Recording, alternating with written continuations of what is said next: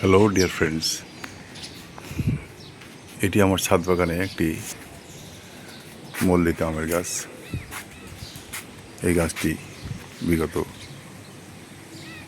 10 বছর ধরে ফল দিয়ে যাচ্ছে।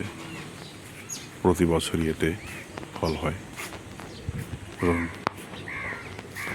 পাকলে খুবই সুস্বাদু মিষ্টি হয়।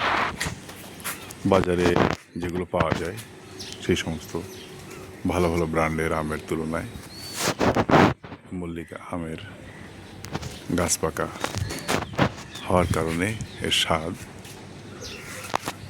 অনন্য বলা যায়। আসলে গাছ পাকা আমের যে অরিজিনাল স্বাদ সেটা আমরা বাজারের আমে পাবো না, কারণ বাজারের আম গাছে পাকিয়ে পাড়া হয় না।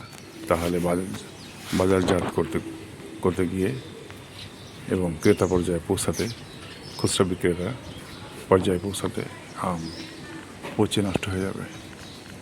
সুতরাং বাজার থেকে ওটা আশা করাও ঠিক না। যাই হোক, একটি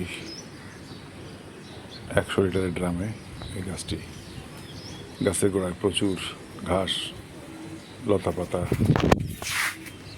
আবর্জনা দেখতে পাচ্ছেন, গাছগাছালি। এগুলো আমি তীব্র রোদের হাত থেকে গাছকে রক্ষার জন্য নাড় করে রেখে দিয়েছি।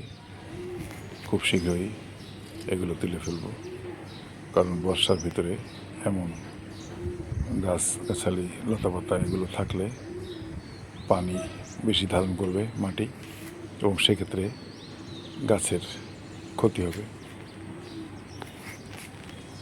যাই হোক, আমি ব্যাগিং করে দিয়েছি, কারণ ব্যাগিং না করলে মাছি পোকায় এই আম নষ্ট করে দেয়। আপনারা দেখেছেন বাজার থেকে অনেক সময় আম কিনলে আমের ভিতরে পোকা হয়ে যায়। এগুলো আসলে ওই মাছি পোকারই কাজ।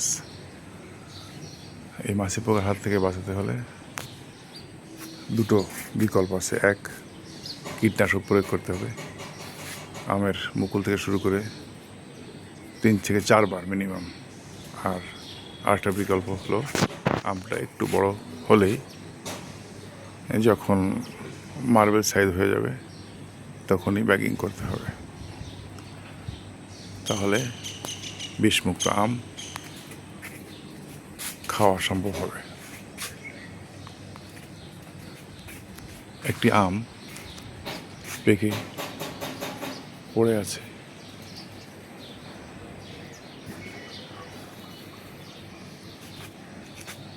আমটি এখন আমি হারভেস্ট করি।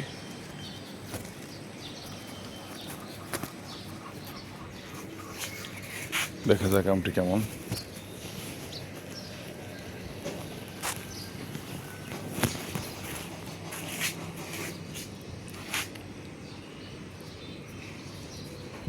পেকে সুন্দর একটা কালার এসেছে।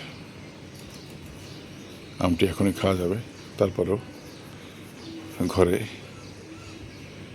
2 দিন রেখে তারপরে আমটি খেলে ঠিক হবে।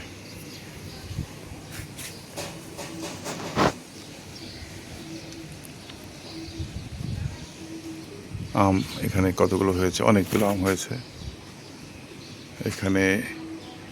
1, 2, 3, 4, 5, 6, 7, 8, 9, 10, 11, 12, 13, 14, 15, 16, 17, 18, 19, 20, 22, 23, 24, 25। এখানে 25টি আম আছে। এই যে এখানে 2টো আম আছে, 25টি আম আছে গাছে। একটি ছিঁড়ে নিয়েছি, এখন 24টি আম আছে। যাই হোক, আপনারা যদি ছাদে সুযোগ থাকে কারো, অথবা কারো মাটিতে সুযোগ থাকে, আম গাছ লাগাবেন। কলমের আম গাছ লাগালে প্রথম বছরই ফল হয়। যাই হোক, 2 বছরের মাথায় অবশ্যই আপনার ফল রাখা সম্ভব হবে, এবং ফল রেখে আপনারা বাড়ির আমেই আপনারা খেতে পারবেন। আজকের মতো এখানে আপনাদের কাছে বিদায় নিচ্ছি।